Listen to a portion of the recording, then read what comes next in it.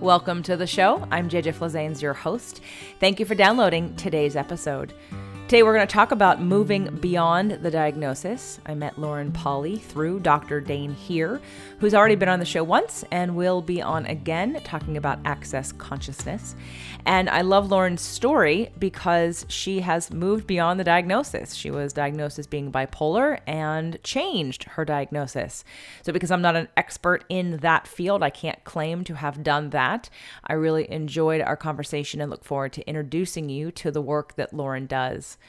Before we start today's show and I talk a little bit more about Lauren, I just want to remind you there still are tickets left for the Manifestation Boot Camp, where we can not only change your mindset and beliefs about a lot of things. I'm really gunning to help you get there. So please do not let money be the reason why you do not come. This will be my last event until 2021 that I host, that I can do this, that I can invite you to come and help you get there. So please check out jjflazanes.com/bootcamp or email me, jj@jjflazanes.com, and let me know that you want to come, and let's see what we can do, because this event will also help to rewire your brain in new ways, create new neural pathways, and create new experiences for you. So it's going to be a powerful event, and I would really, really want to encourage all of you who are right on the fence to just take the leap, because you will regret if it's another year and a half until I give you the opportunity again to be with the community and to really do this work live in person with Lisa Thomas, with me, and it's going to be epic and amazing. Again, email me, check out the link, jjflazanes.com/bootcamp, and come join us. We still have a few tickets left. So today's show is Moving Beyond the Diagnosis with Lauren Polly. She is a speaker, life coach, and the multi-award-winning author of The Other Side of Bipolar. Her mission in life is to help others thrive beyond their labels, reclaim their innate gifts, and blaze a unique trail in the world. Welcome to the show, Lauren. Hello, JJ. Thanks for having me on. You know, it's very apropos, divine timing, divine connection, how we met and how this all came to be. You know, there are a lot of people who write to me, who pitch themselves to me to be on the show all the time. And I don't obviously take everybody. In fact, I take nobody who actually reaches out for the most part. And this was a situation where I met you through another guest who's on the show, Dr. Dane here. And he referred me to you for something different than what we're about to talk about today.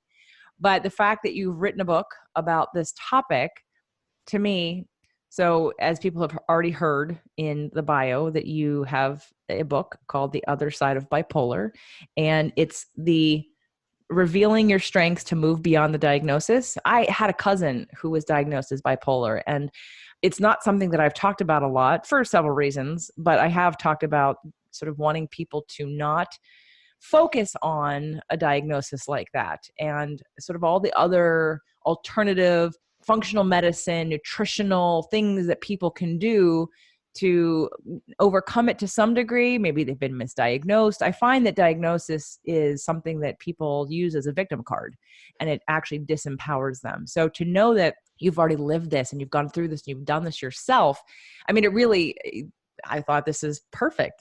I haven't been able to talk about this because it's not something that I have done myself. And most therapists still like to diagnose people and want to categorize people into categories that I think is disempowering.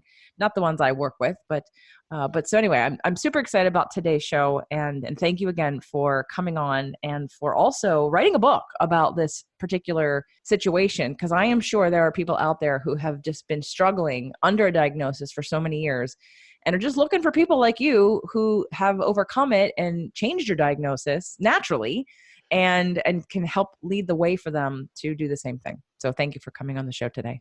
Well, thank you. And I think what you said is so huge. I always say, my book is called The Other Side of Bipolar, but it could be the other side of anything, really. Anything you've been labeled or defined as. Labels and definitions are so fascinating because when you first get them, they give you kind of almost a relief, like, oh, at least someone sees me and knows what I'm going through. But very quickly, the tables turn on that. And before you know it, you're getting a whole host of personality traits, future predictions, uh-ohs that you're always going to have to look out for, just these defining moments in your life before you even lived it or created it that really kind of dictate where you go. And so many of us fall prey to that. I love to talk about coming out of the labels and the definitions and using that more for information and relief if that's what it gives you, but also not stopping there and really opening up the doors for exploration. So I'm excited for this conversation. Okay, so I want to start with the beginning. And I know that in your book that there's your perspective is your story, how you were feeling, how you were experiencing the world, everything you were taking in, how it was being interpreted, all your thoughts about that. I want to go back to, obviously, because people haven't read your book yet, who are listening to the show right now. Just give us a brief synopsis of how you got to a label and a diagnosis of bipolar. Yeah, things started out really joyfully and easily, I would say, when I was younger. I was very exploratory as a kid, like most of us are. The upsets and the intensity really came on as soon as I hit adolescence. And that is such an interesting point in our lives when things stop becoming about discovering yourself. It starts to becoming about discovering yourself through other people's eyes. And when all of that started to hit, it's like something got tuned up on high volume in my body and in my head, where all of a sudden I couldn't really hear me anymore. All I could hear was other people's judgments of me, their expectations of me, the whispers they were having of each other somehow seemed to invert and get twisted and be all about me. I became quite paranoid with that. My mood started to fluctuate. I was going through very, very deep, dark, lonely times by myself, not really feeling like I could reach out to anybody, not necessarily because I didn't have a support system, because I did, but because I didn't know how to put it into words. And I think so many of us struggle with this sense of angst or upset or anxiety where something just doesn't seem quite quote unquote right. But because we don't have words to go with that, there's not really an open space to be able to speak up, be heard, be seen, and get support. So I stayed locked in that space for quite a little bit, trying to figure things out on my own, kind of putting a smile on the outside. No one would know that anything bigger was going on, but on the inside, having a lot of turmoil. So much turmoil that months and months and months went by, nothing was really changing. I wrote a suicide letter and had tried a couple of times unsuccessfully. And then my mom got a call one day from a teacher to report a low grade that I had. And she calls it a God whisper. We call it intuition or awareness. She just got the whisper to go and search my room. And when she did, she found my suicide letter. So from that moment on, I was whisked away to doctors and had years and years and years of psychological testing and psychiatric medication. The diagnosis itself came because my aunt is bipolar, and bipolar is something that is hereditary. So as soon as they started to hear just a smidgen of my symptoms, it was, oh, you must have the same thing your aunt does. So there was almost a pre-concluded or preconceived notion from the doctors, which I think a lot of people fall prey to. But it was kind of a fascinating journey, having that inner angst and almost that volume getting turned up in that adolescence period that really took me down the dark side. So really, it almost sounds like while you were suffering, for sure, the rush to the hospital was more about, and the diagnosis was more about labeling something so they knew what to do and how to treat it. And so that there was maybe an answer to why you were this way and some hope. Would that be correct? Absolutely. And I think it's a double-edged sword. My parents were rightfully so freaked out to find a letter from their 14-year-old about killing herself. They did the best thing they could think of at that time, which was to take me to the best doctors they knew of. And this was years ago. This was back in the 90s. Alternative modalities, holistic approaches, even therapy that is more inclusive and less scare tactic driven wasn't really around. It was way more about trying to find the box that you fit in. I think obviously because I came in with a suicidal issue as well, it was more of a rush job and more of it wasn't like there was a little bit of depression going on and someone had to fix it. It was a little bit more severe at that point.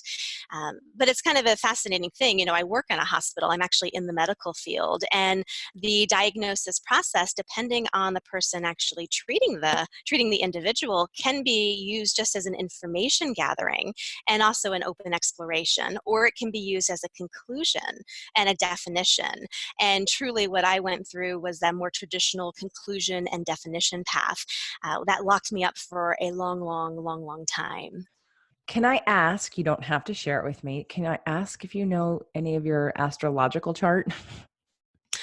Well, I'm a Virgo. Is that what you mean by astrological? Yeah, that's your sun. Do you happen to know your moon?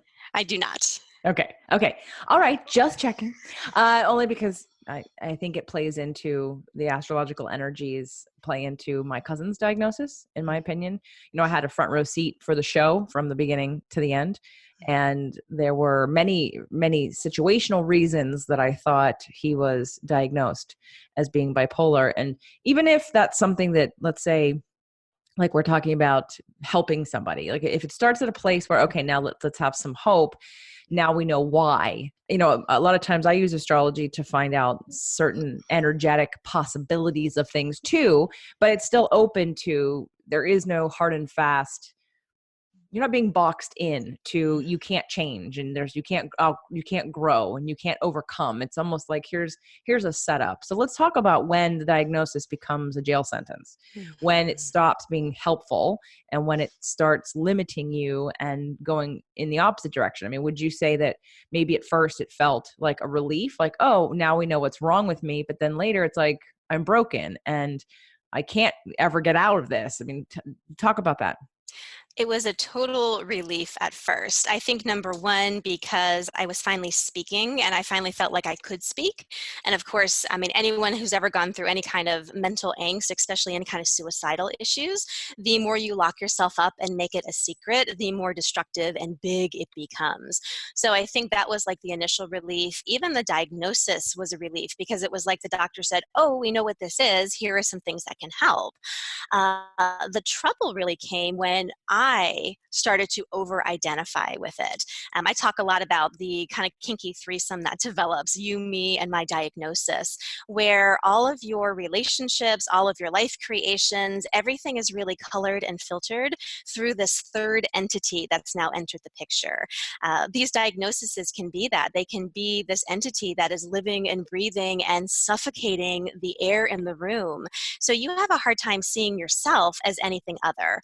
And I think that's like a huge journey that we kind of arch through in my book, is me not being bipolar Lauren anymore and me just becoming Lauren. And that's that.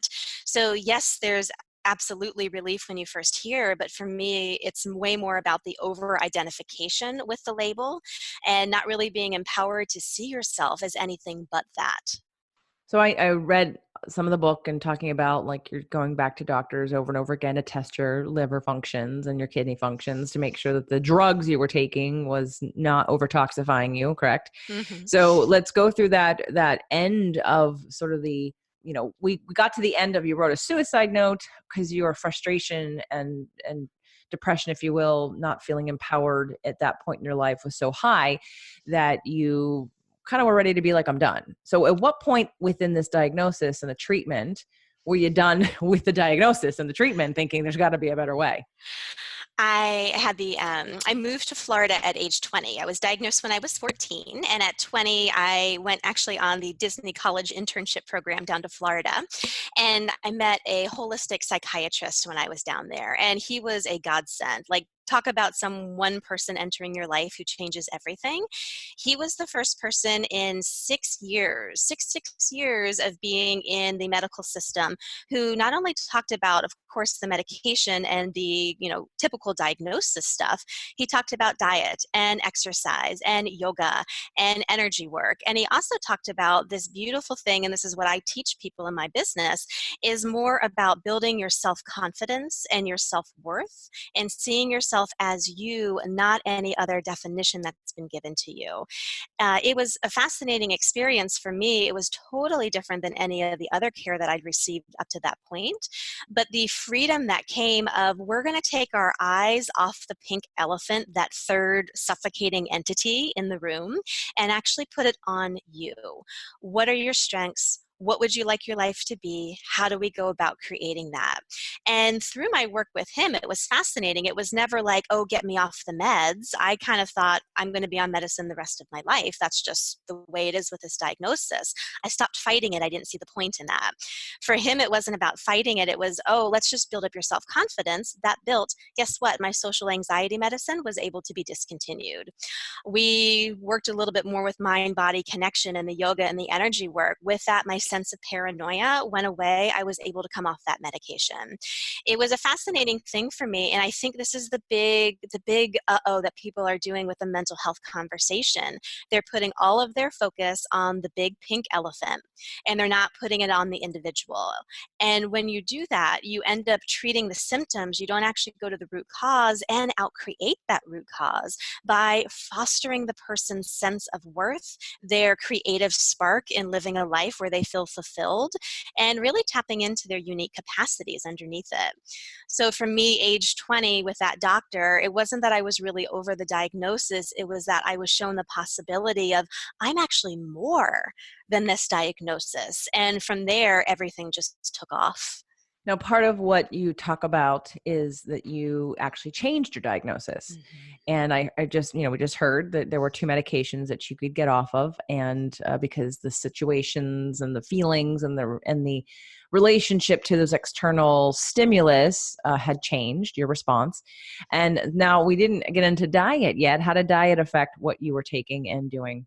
Well, I've always been kind of a nervous belly person. And so whenever I had a lot of anxiety, and my anxiety was, like you said, triggered a lot by external circumstances. Again, I've always been more sensitive to other people than I have to myself, or at least it's always seemed that way. It seemed louder. So I kind of worked around with a nervous belly for a lot, meaning I didn't eat a lot just because my system would kind of shut down. Plus, a lot of the medication I took too took away my appetite. And I was a ballerina growing up, so I was skin and bones anyway. He was really talking about diet from, yes, there were some supplements that he put me on to kind of help, I did like a metabolic test with him that really helped kind of even me out, but then also even just having regular meals. It was something that instead of having my body react in such a way where it shut down to other people, I was able to kind of come into more of a communication with my body. So the diet really assisted with that. The exercise too, just getting me up and moving. I was a dancer, but I had given it up by the time that I saw him. Just getting the blood flow and the pumping again, that really changed a lot for me as well. To speak to your point, yes, the medicine, and I did change my diagnosis, but it was his work with me at age 20, and then my own path that I took for the 10 years after that, still working with doctors, and then being able to employ all these different holistic practices. Deeper and deeper and deeper I went. The medicine just got weaned and weaned and weaned and weaned by the doctors until at age 30, I went into my psychiatrist appointment and said, you know what, I'm on such a minimal dosage. I don't think I need this anymore. What do you think? And I had a delightful, open-minded person, because goodness, to go against a diagnosis that's been written in your medical chart for years, sometimes they're not willing to do. She worked with me. She weaned me off that medication. She followed me afterwards. It was, I think so many people really want to change their diagnosis, but they want to change it immediately. And if you're not willing to put in the work to figure out how you tick, how your body ticks, how your brain ticks, and how you're responding to your environment, sometimes that can be a dangerous path, but there is a way to change it. You just really have to be able to put the work, the time, and the breath, the space to that. It is possible to change things. And even if you don't have a diagnosis overturned like mine was, or come off meds, could you still take that same path just to find a better sense of yourself? Maybe take away some of the medicines that are causing side effects. I'm not pro-med, I'm not anti-med. You need to create your life and actually see what that's going to take for you as an individual. Yeah, I'm more of the not med, but that's unless necessary for whatever reason. And everyone's path is different, as you have said, right? So for you, this was the absolute right path for you to do it in this very methodical, slow, and way that nobody else was going to necessarily dispute. And that was what. But the fact that you did it, and the fact that we're acknowledging that there is work to be done, and it is multifaceted in terms of what kind of work we're doing. There's always a situation where I mean, I'm going through a situation right now where my iron, my hemoglobin is pretty low, and I lose a lot of blood, and I'm about to do a procedure, and I'm sure it's been done by the time I actually publish the show. But I am taking a synthetic progesterone for the first time. When she said she didn't do bioidentical, I cringed and thought, no way, and realized my access to bioidenticals was on a plane to Africa for a couple of weeks.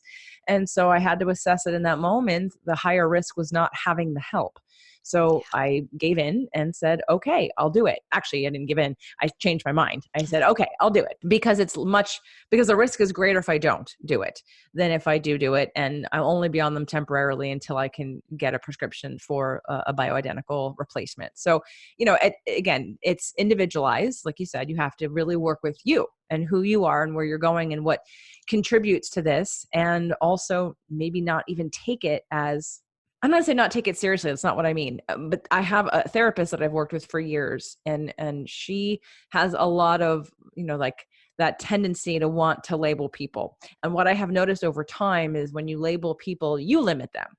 And so the people under that care sometimes don't flourish because they've been labeled and limited by your own limitations of their abilities.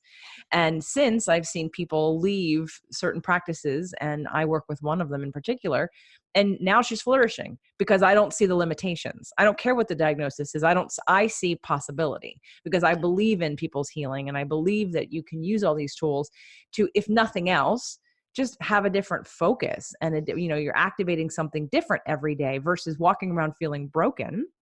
You can walk around feeling blessed. And I know that a lot of what you have put in the book and that we've talked about is about you finding your gifts and finding your strengths and why you're unique and different, and the things that might have contributed in the first place to the diagnosis. So why don't we talk about what you discovered along your path and on how you've changed and like literally flipped it from this is a problem to this is a great aspect of who I am. Yeah, that's my favorite topic. And if you read my book, part one is called Revealing Crazy, and that is through the viewpoint of kind of the Western medical system. And part two is Revealing Brilliance. And that is taking kind of mirrored scenes, exact same situations that I went through when I was younger and struggled with, but applying it through the lens of awareness and through the lens of possibility. And I think it's so fascinating because a lot of the things that do send people down the rabbit hole, so to speak, with mental health are actual capacities and gifts that go misdiagnosed, misunderstood, misutilized. Speaking for example, when I said everything was really good when I was younger and then I hit adolescence and kind of, everything went super, super loud, I am very, very aware. You could call me sensitive, you could call me psychic, you could call me empathic. I'm a medium, I work a lot with spirits. There was a lot of activity around me. And because the noise got turned up in kind of yucky middle school adolescence, the volume got turned up on how I was feeling because there wasn't really a beautiful, not even a definition of who I was, but just a clarity and an empowerment of this is who I am and this is what I'm aware of on the outside. Now, it's fascinating because that was something that literally had my moods bouncing all over the place. I started having very, very, very dark visions, a lot of different stuff going on. But it's also a capacity that I've utilized throughout my entire life, not even realizing it. I work as a medical speech language pathologist. I've worked with stroke victims, nonverbal stroke victims for years. I've always been able to communicate, form really tight, quick bonds with people. I know what they're thinking before they say it. I use this in my life coaching practice all the time. I'm a yoga teacher. It's kind of a fascinating thing when you look at your strengths with how you interact with people, your ability to really be tuned in and have that empathic and intuitive nature about you, and how when you tune into it and actually play to the strengths of that, that's a life creation nugget for you. But because I didn't know it and because I didn't have really strong, clear tools to be able to utilize it, or anyone else around me who utilized it well, it was something that threw me down the crazy path. So that's just one example of being able to go, that one thing was looked at as something that was wrong.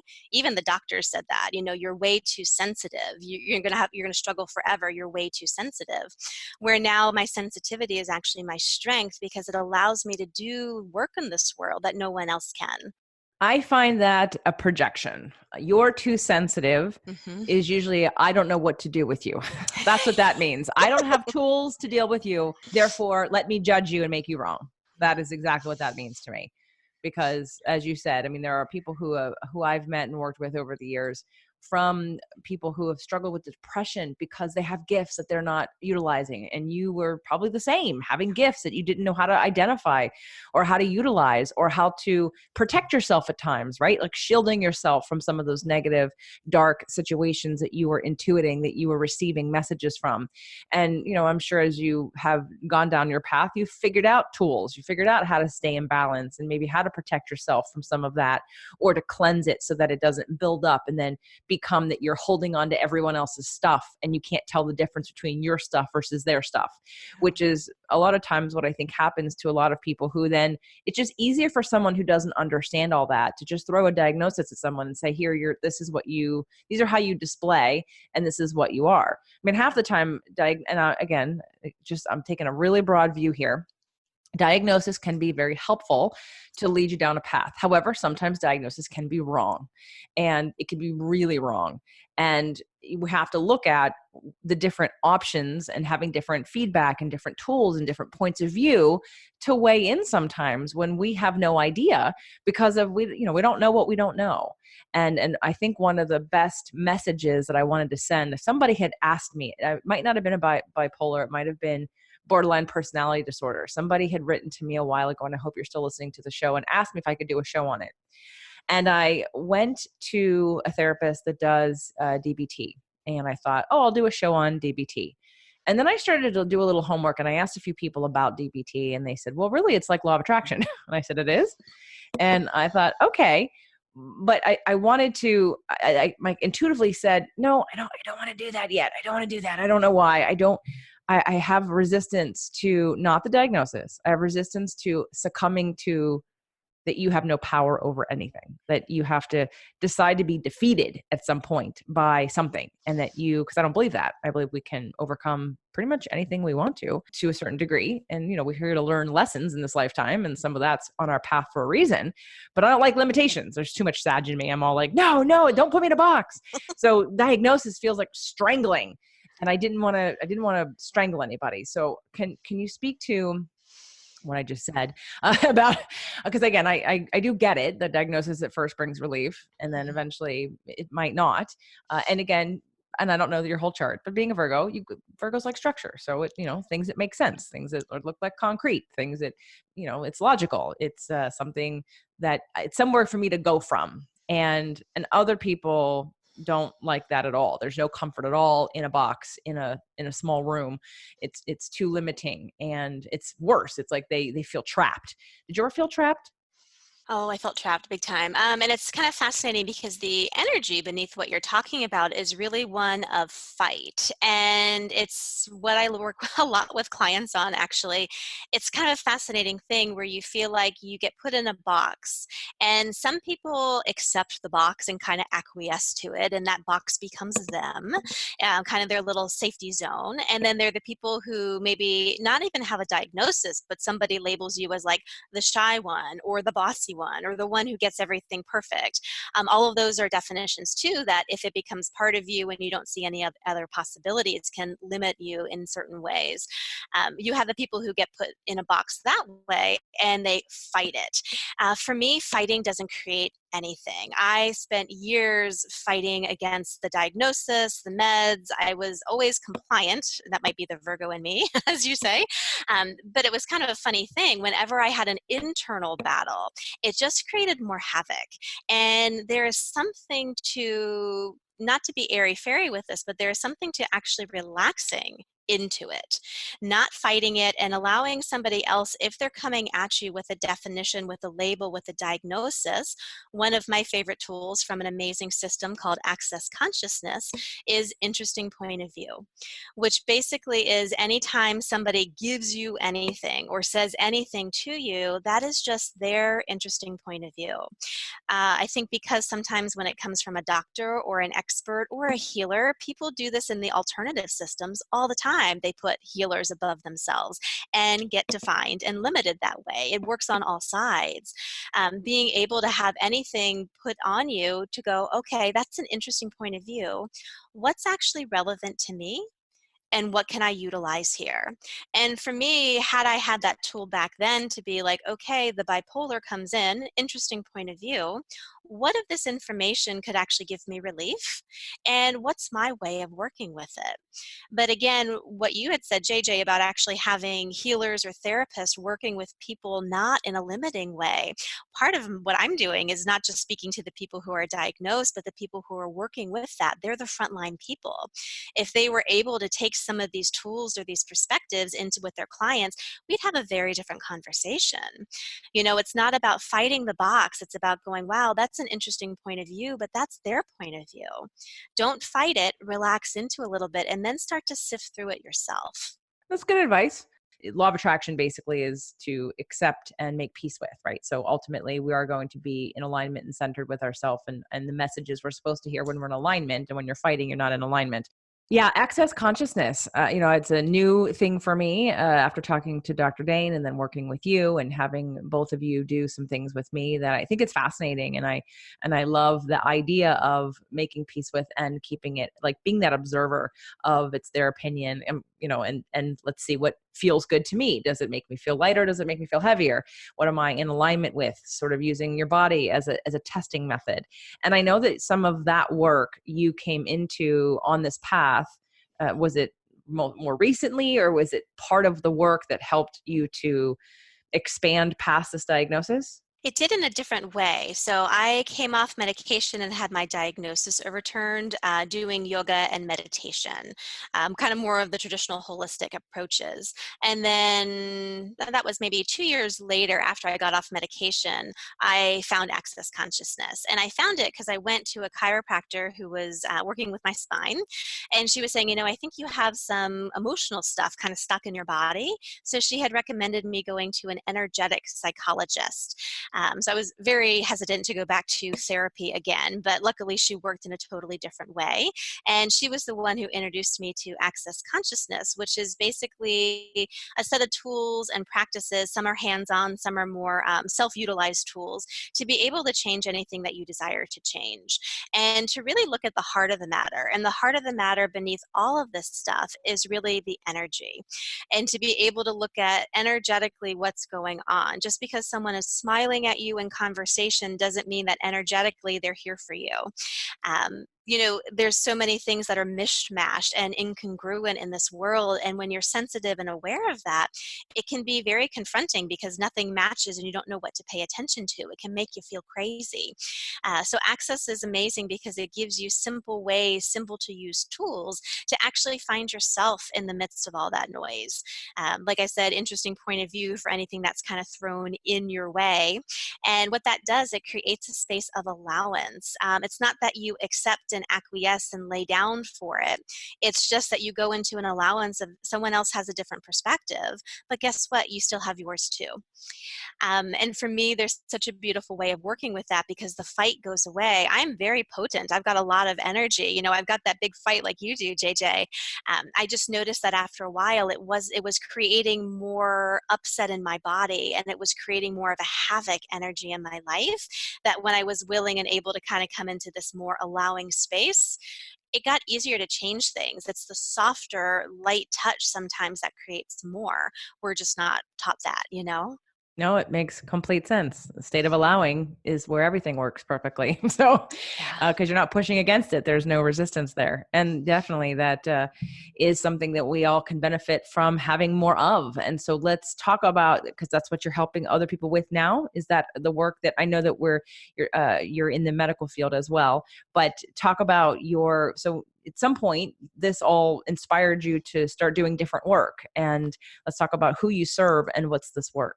So the work is kind of a mishmash of my background, of course, which my book goes over, but I utilize the tools from Access Consciousness primarily. Yoga and meditation, it's always been a part of me that kind of leaks through just because the energy is so delicious. But most people who are coming to me with two two things, mental wellness and also life creation. And to me, they play hand in hand. It's really easy to hear a conversation about mental health and come up with lots of preconceived notions and almost check out like that's not relevant to me because I'm not struggling or I'm not diagnosed. For me, I like to play more in the realm of the mental wellness conversation. Where are you in every moment? How would you like to be living your life and spending your time? And how do you go about doing that in a way that's authentic to you, where you have your power? You have the power to change anything you desire to change, and you're also enjoying the ride as you go. So my podcast, my books, my online workshops, all that kind of stuff is all kind of geared towards that. It's more about the life creative element, which plays beautifully with the mental wellness. And truly, I feel like that's what got me not just like maintenance mode and stable in my mental wellness, but took me into a thriving ability where now I'm able to have a career at the hospital, run a have a multi-award winning book and run this international business with ease and with everything continuing to grow because I found a way to actually make my gifts work for me. And I'm in a conversation of creation constantly, not trying to maintain or fix something that someone else has given me. So access consciousness is a huge part of that because their main thing is really looking at, hey, you're the creator of your life. What are you choosing? And if you're choosing something that's creating something that's less than ideal, you can choose different. We just got to use some tools to do that. I don't know enough about it yet to make all the comparisons, but sure sounds a lot like law of attraction. So I'm looking forward to diving a little bit more deeper. I'm going to have Dr. Dane back on the show, and I want to know because he's all over the world doing things, and you also are all over the world as well, right? Working with people, but I know you're local to me in terms of doing things more in person. So why don't we go over it? Like, so there's the podcast. Your weekly podcast is the Lighten Up Podcast with Lauren Polly at the lightenuppodcast.com. And then your book is The Other Side of Bipolar, Revealing Your Strengths to Move Beyond the Diagnosis. And can they get the book anywhere? Amazon, Barnes& and Noble, like normal places? Normal places and local bookstores too. So The Other Side of Bipolar, Revealing Your Strengths to Move Beyond the Diagnosis. Lauren Polly. And then let's talk about the work that you're doing with individuals or with groups and how people can find out more about that. Yeah, so if you're local in the LA area, I have an office here in Torrance. That's where I've met with JJ before. So I do energetic body work, one beautiful practice called the Access Consciousness Bars, which is basically an energetic release. So you're releasing the things that don't belong to you, never have, or things that are just stale and stagnant that you don't need to carry anymore. It just creates a beautiful sense of space and possibility and revs up your creation in a big, big way. So I do that energetic technique. I do a lot of myofascial energetic techniques as well. And then my online communities, I run a membership site called Blaze. It's $27 a month. It's it's a call with me with live Q&A all about life creation. There are the 3 M's that we do, not just the call, but also your home play for the month, all about mindset, movement to get your body in the conversation, and momentum. For me, it's such a huge thing to actually take action. And so many people look at these tools and they play with these different possibilities, but getting the information and getting the inspiration is one thing, but some people just don't act on it. And it's really from choosing something different and taking action. That's what really creates your life moving in a different direction. So momentum is a huge part of that group. I also have a free resource community up on that same network that has all of my content and other resources as well, all about mental wellness and actually how to make that work in your life creation. You can find all that information on my website, which is laurenpolly.com, LAURENPOLLY.com. So one final question, if you could pass along one piece of advice to install hope in other people who are struggling with a diagnosis in mental wellness or other limitations, what would you say? you're not alone. And I know it feels like you may be alone because no one really talks about this. It's more of us stepping up to have these kind of conversations where your choices don't have to be judged. You're going to choose for what works for you, but you're not alone in your struggle. You're also not alone in your awareness. Some people feel like, oh, because I'm aware of the world, because I'm sensitive, I'm always going to be struggling and no one else gets it. There are a lot of people who have the exact same thing. Reach out for community, reach out for support, and start looking at what more there is, because there is more available to all of us. And it just takes the willingness to explore and the willingness to ask for support and inspiration and information along the way. You just can't give up. And I didn't ask this, so I said one last question, but I've rescinded that. You work with you work with other people who have had or have a diagnosis that they're currently working with, correct? Oh, yes. Yeah. So I see a wide range of people. I mean, I see people who are just straight from I hate calling it a mental institution, but have just been institutionalized. I've got some of those folks. I've got people who are working with a psychiatrist and we're working on life tools and energetic tools while they get traditional care. I work with people with body issues. I work with kind of a whole host of it, which for me is beautiful because we're all creating a life. And again, we're all really looking at how can we have the best life possible in our perspective and in our own fulfillment. So I do work with people from all walks of life, and mental illness is one of them. So because I like to have people feel that hope as well and know that they're not just going to someone, a lot of therapists and a lot of us in all different healing fields do what we need to learn, right? So when we're looking at some of the therapists in their roles, some of them, they're not healed.